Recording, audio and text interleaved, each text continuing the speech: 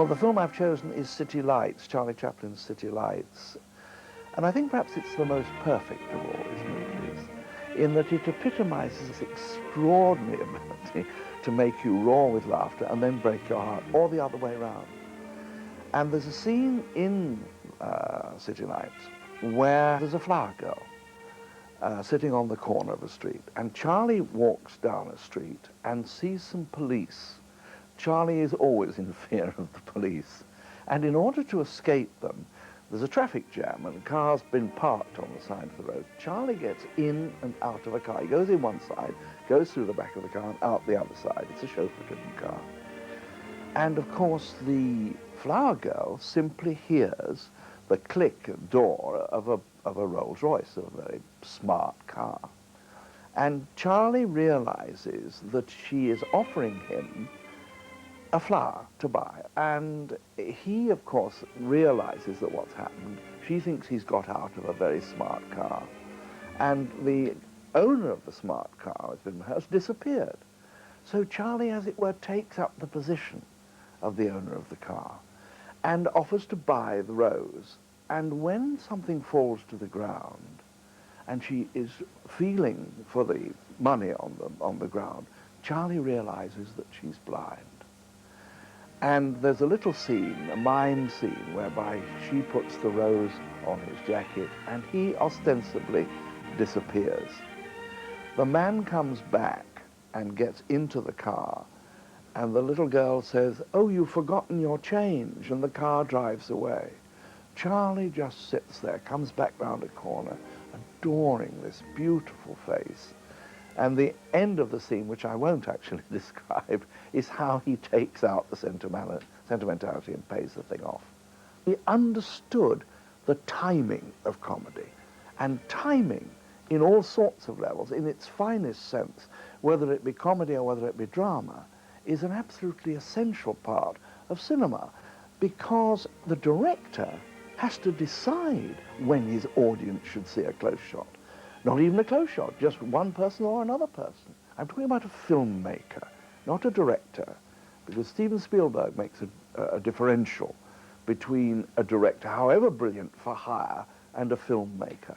Charlie was a filmmaker.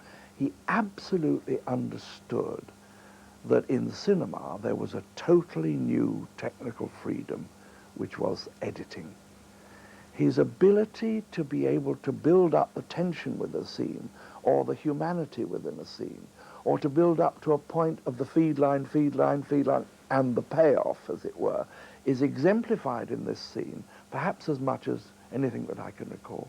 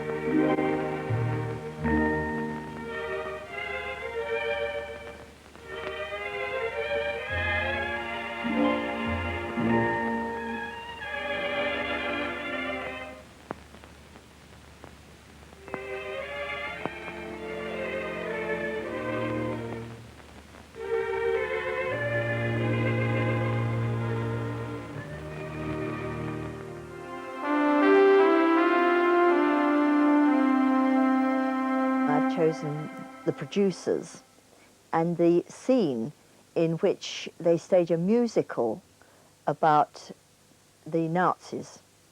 And they sing this incredible song. Springtime for Hitler and Germany. In which the chorus is dressed up as Nazis and they stomp around. Don't be stupid, be a smarty. Come and join the Nazi party. The whole film is outrageous, and I think I like outrageous humour.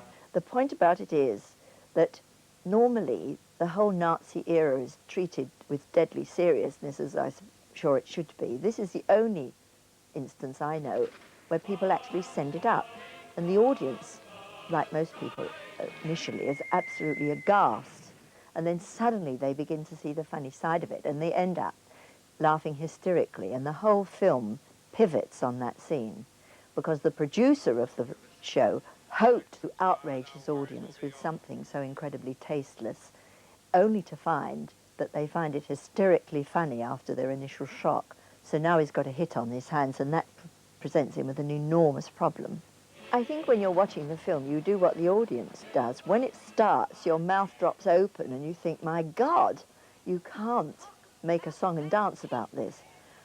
But the thing is done with such style, and the words of the song are so outrageous that you begin to laugh, because you realise that this is the ultimate send-up, really, of something which is terrible. And I think people can often deal with shocking things by laughing at them. I think laughter is an important way, very often, of diffusing crises in all aspects of life, and this is one of them. So at the end, the audience is absolutely rolling about, and so am I when I'm watching it.